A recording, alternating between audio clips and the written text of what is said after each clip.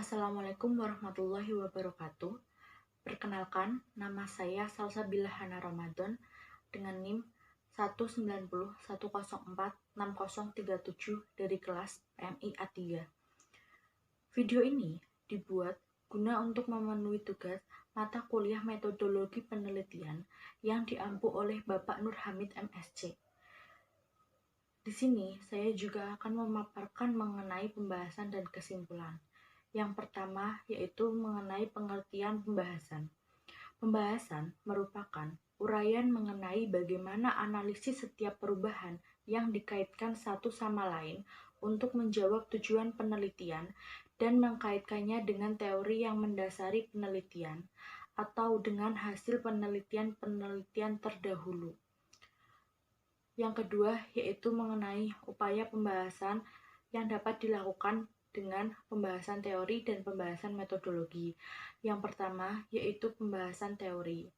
Pembahasan teori dilakukan dengan merujuk hasil penelitian itu pada teori-teori yang mendukungnya atau pada penelitian terdahulu yang pernah dilakukan oleh peneliti lain. Jadi pembahasan ini tuh dilakukan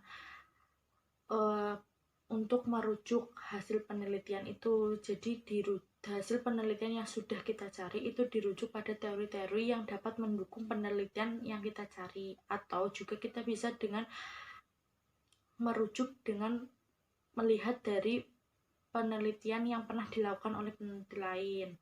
Yang kedua yaitu mengenai pembahasan metodologi. Pembahasan metodologi ini dilakukan dengan menyajikan proses penelitian itu dilakukan hingga memperoleh hasil penelitian tersebut.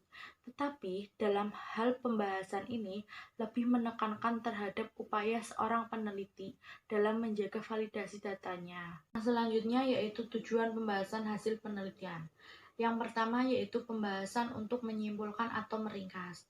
Jadi tujuan paling sederhana dari pembahasan adalah untuk meringkas temuan dari penelitian.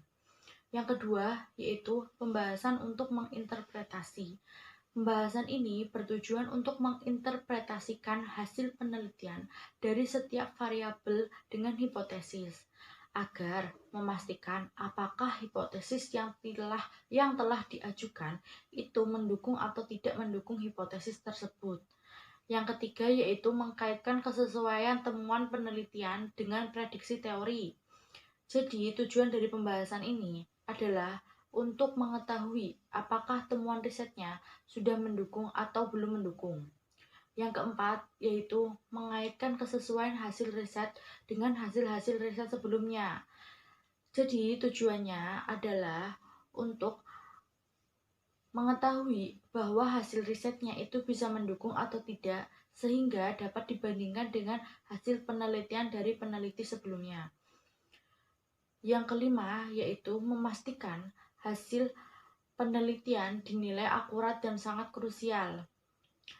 Jika hasil ini dinilai akurat dan sangat krusial, maka peneliti itu dapat mengajukan modifikasi teori atau model yang sudah ada, atau bahkan bisa mengajukan teori atau model baru yang relevan dan disertai dengan asumsi-asumsi dan penalaran yang logis dan kuat. Yang keenam yaitu pembahasan untuk merekomendasi atau menerapkan. Hal ini bertujuan untuk memberikan rekomendasi atau perbaikan-perbaikan dalam penelitian, ataupun juga bisa memberikan penerapan dalam penelitian selanjutnya.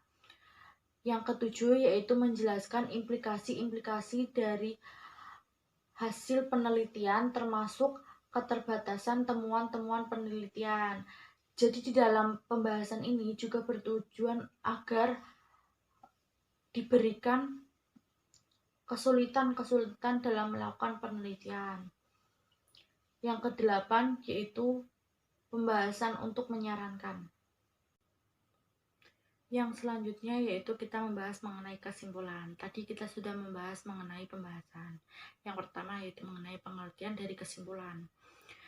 Menurut Ridwan dalam bukunya menjelaskan bahwa kesimpulan adalah intisari dari bab-bab sebelumnya atau hasil dari analisis dari pembahasan. Yang kedua, menurut Ari Kunto dalam bukunya menjelaskan bahwa kesimpulan merupakan pernyataan yang ditarik berdasarkan data yang telah dikumpulkan, adalah merupakan jawaban dari yang benar-benar dicari. Yang selanjutnya yaitu mengenai langkah penyusunan kesimpulan.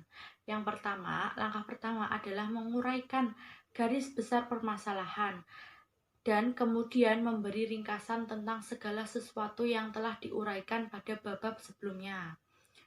Yang kedua yaitu menghubungkan setiap kelompok data dengan permasalahan untuk sampai pada kesimpulan yang tertentu.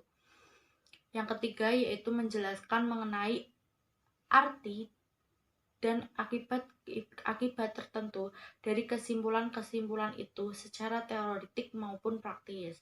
Jadi langkahnya yang pertama kita adalah mencari bagaimana garis besar dari permasalahan, kemudian diringkas, dan yang kedua yaitu dihubungkan dari setiap data yang ada.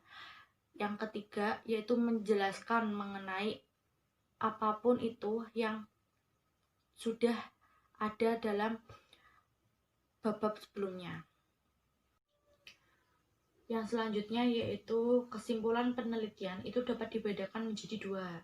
Yang pertama, kesimpulan penelitian kualitatif. Penarikan kesimpulan pada penelitian kualitatif ini dibandingkan dengan suatu standar atau kriteria yang telah dibuat oleh peneliti. Kesimpulan yang mungkin dibuat berdasarkan kriteria atau standar yang ditentukan sebagai berikut. Yang pertama yaitu sesuai dengan standar, yang kedua kurang standar, yang ketiga tidak standar.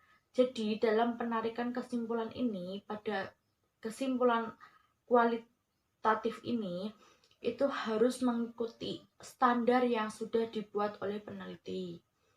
Yang kedua yaitu kesimpulan penelitian kuantitatif. Kesimpulan penelitian kuantitatif dapat digeneralisasikan pada populasi apabila dari sampel dapat diketahui bahwa populasinya berdistribusi normal. Mungkin sekian yang bisa saya sampaikan. Saya mohon maaf apabila apa yang telah saya sampaikan ada kesalahan. Selebihnya saya terima kasih. Wassalamualaikum warahmatullahi wabarakatuh.